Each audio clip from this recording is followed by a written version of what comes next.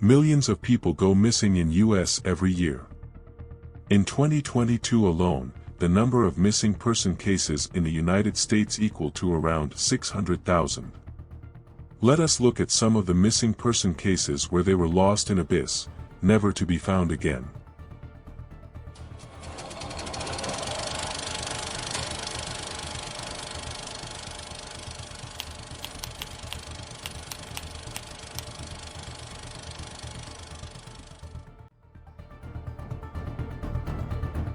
On June 13, 1969, William Martin brought his two sons, Douglas and Dennis Martin, and his father, Clyde, on a camping trip.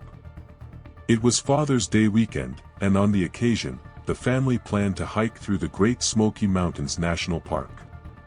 The hike was a normal family tradition for the Martins, and the first day went smoothly without anything out of the ordinary.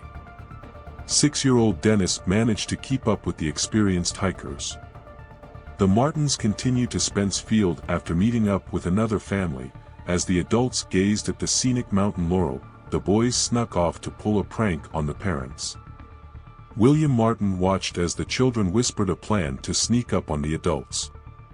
The boys melted into the forest. Dennis's red shirt, which he wore that day, stood out against the greenery. Soon, the older boys jumped out, laughing. But Dennis was no longer with them. As the time flew by, William knew something has gone wrong. He started calling for Dennis to come out, but there was no response from the boy. The adults quickly started searching the nearby forest, hiking up and down several trails looking for Dennis. William covered miles of trails, frantically calling for Dennis. Without any radios, phones or any other way to communicate with the outside world, Clyde, Dennis's grandfather, decided to hike 9 miles to the Cades Cove Ranger Station for help. As the night fell, the storm washed out any trails left behind by Dennis Martin, leaving behind no evidence through which the authorities could find him. This disappearance started the largest search effort in the national park history. At 5 a.m. on June 15, 1969, the search for Dennis Martin commenced. The National Park Service put together a crew of 30. The search party quickly swelled to 240 people, as the volunteers also started to pour in. The search party soon included park rangers, college students, firefighters, Boy Scouts, police, and 60 Green Berets. Without any clear directions or an organizational plan, the searchers crossed the national park looking for evidence. And the search continued day and night, with no possible sight of Dennis Martin. Helicopters and planes took to the air to search for the boy as well, with no avail. On Dennis's 7th birthday, nearly 800 people participated in the search for him. They included members of the Air National Guard, U.S. Coast Guard, and the National Park Service. The very next day, the search efforts peaked with more than 1,400 people joining the search. A week into the search, the National Park Service put together a plan for what to do if they recovered Dennis's body. And yet over 13,000 hours of searching yielded nothing. As the days kept passing on with weeks becoming months, it was clear for everyone that the boy would not be found alive. The search and rescue effort gradually lost steam with no sight of Dennis Martin. The Martin family also offered a reward of $5,000 for any information. The possible theories regarding what could have happened to Dennis range from abduction to being eaten by a bear in the woods. But most people believe Dennis Martin was the victim of a more vicious attack by cannibalistic feral humans who are said to live undetected in the national park. And the reason nothing was ever found of his body or clothing was because they were hidden far from view in the safety of their colony. But in reality, no one knows what happened to Dennis Martin the day he went missing in the Smoky Mountains. More than half a century later, Dennis Martin's disappearance is still a mystery and will likely never be solved, despite the massive effort to find the missing boy.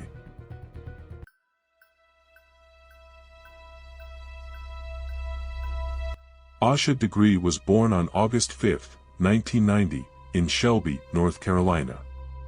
Her full name was Asha Jakia Degree, who was raised by loving and hardworking parents, Harold and Aquila Degree. Asha also had a brother, and they never strayed far from their apartment, despite being kids who come home from school when their parents were still at work. Asha was a highly sensible girl. She was very studious as a fourth grader and really enjoyed going to church. She was naturally wary of unknown people and any strangers. This made her vanishing even more baffling and mysterious. On the night of February 14, 2000, Asha and her brother were tucked into bed at 8 p.m. Harold checked up on the kids at around 2:30 a.m. to find them asleep. Asha disappeared sometime between then and 6:30 in the morning. Aquila discovered her little girl missing when she went to wake Asha and her brother up for school. The family did not waste any time to report their missing daughter to the Shelby Police Department, which upon immediate inspection of the house found no sign of anyone entering and also noted that Asha's book bag was missing, which was taken with her. The K9 units sent to find any evidence failed to find a single scent trail to follow, but soon investigators received their first lead. Two people called the station saying they had seen a girl matching Asha's description on Highway 18 around 4 a.m. in the morning. One of them claimed he tried to approach her, but that's when the girl ran into the woods, disappearing once again, as it was the last time anyone had a sighting of Asha that had actually been confirmed. The investigators and police found Asha's hair bow in a shed near the woods she disappeared into. They spent the next 7 days searching for the little girl to find absolutely nothing. The FBI also joined hands with North Carolina's State Bureau of Investigation to help find the missing girl. Meanwhile, the Degree family appeared on the Montel Williams Show and the Oprah Winfrey Show to publicize the case in hopes of getting any information. It took more than a year and a half for the next clue to be discovered. Construction workers unearthed Asha's backpack on August 3, 2001, while digging an access road in Burke County. It held a New Kids on the Block t-shirt and a copy of Dr. Seuss's McElligot's Pool. While the Cleveland County Sheriff's Office noted that the book had been from Asha's elementary school library, the discovery of the backpack didn't produce any new leads. The next piece of information on the case came in 2004, when a prison inmate claimed that her life had ended and knew where she had been buried. Investigators followed up only to find animal remains at the site. With promising leads turning to dead ends, the Degree family organized an annual walk from their home to a missing persons billboard to keep local awareness alive. They even established a scholarship in her name. Things shifted in 2015 when another tip came in claiming to have seen a young girl enter a green Ford Thunderbird or Lincoln Mark for the night Asha Degree disappeared. The FBI reopened its investigation, announcing that particular lead in 2016 and releasing images of Asha's backpack items in 2018. Tips continue to trickle in. In 2020, another inmate at a North Carolina State Correctional Facility contacted the Shelby Police Department, saying he had heard someone talking about ending her life and burying her. Investigators interviewed him and another inmate, but once again turned up no new information. Despite the FBI, local police, and State Bureau of Investigation all working in collaboration with the National Center for Missing and Exploited Children, there remain no definitive answers as to Asha's fate. Recently, the National Center for Missing and Exploited Children released digitally age-processed photos of what Asha might look like as a 30-year-old woman today. FBI is also offering $25,000 reward for any information that may help finding her. The Cleveland County Sheriff's Office is offering another $20,000. Asha's parents still cling to the hope that their little girl, now 30 years old, will return to them someday.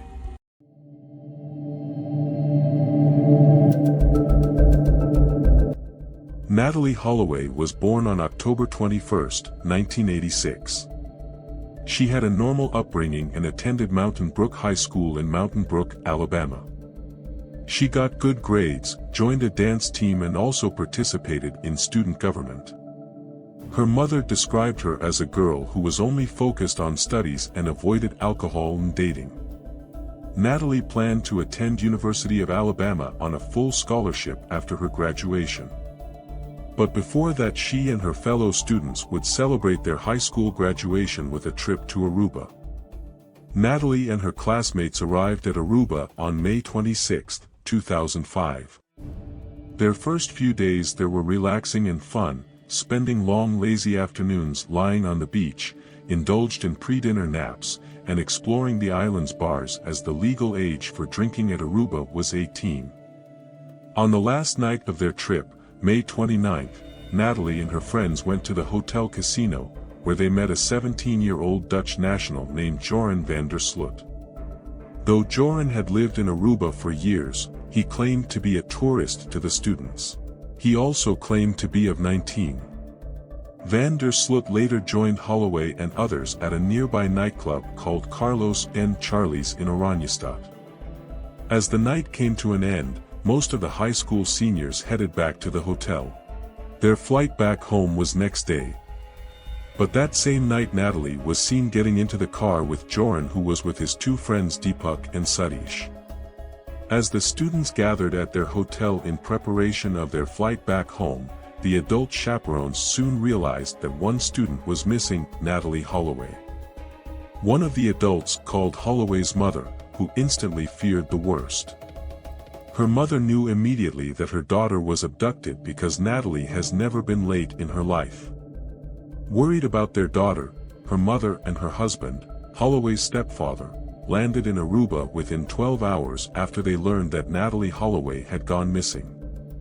Speaking with the inn staff, they quickly glued together the story of what happened that night. Natalie was last seen with Dutchman Joran. One of the inn employees knew exactly who the man was. He enjoyed preying upon young female tourists. Before long, Van der Sloot was approached and asked about Natalie, but he kept changing his side story. He did admit that he'd left Carlos and Charlie's with Holloway and two of his friends, but he initially claimed that he actually dropped her off at the inn. Then he allegedly admitted that the original story was indeed not the truth. He then said that Holloway had wanted to drive around and go to the beach to see sharks. He then again changed his statement, claiming that he'd left Holloway at the beach instead of the hotel.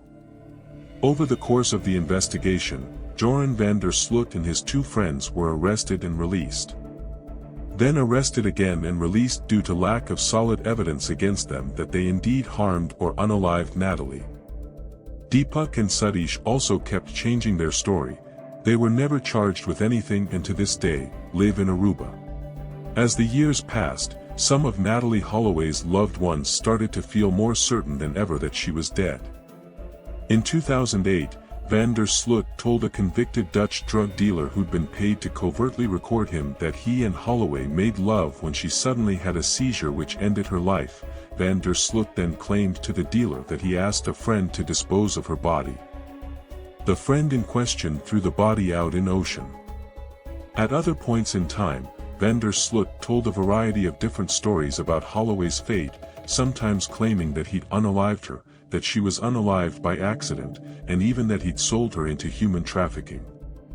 In 2010, he allegedly tried to extort $250,000 from Natalie's mother after claiming that he would reveal the location of her body, but then Joran van der Sloot absconded to Peru. However, he did not stay out of trouble. He was sentenced to 28 years in prison for unaliving a 21-year-old Peruvian woman named Stephanie Flores. In 2023, Joran was temporarily extradited to the United States to face charges stemming from his 2010 extortion of Natalie Holloway's family. As this is a recent development in case, there is no further information, but if found guilty of the extortion-related charges, Van der Sloot will first complete his prison sentence in Peru before coming back to the US for more prison time. Still, Natalie Holloway never got justice, who was declared legally dead in 2012. We may never know what truly happened to the poor girl. Maybe one of the many stories told by Joran holds some degree of truth. But for now, the real story and disappearance of Natalie Holloway remains a mystery.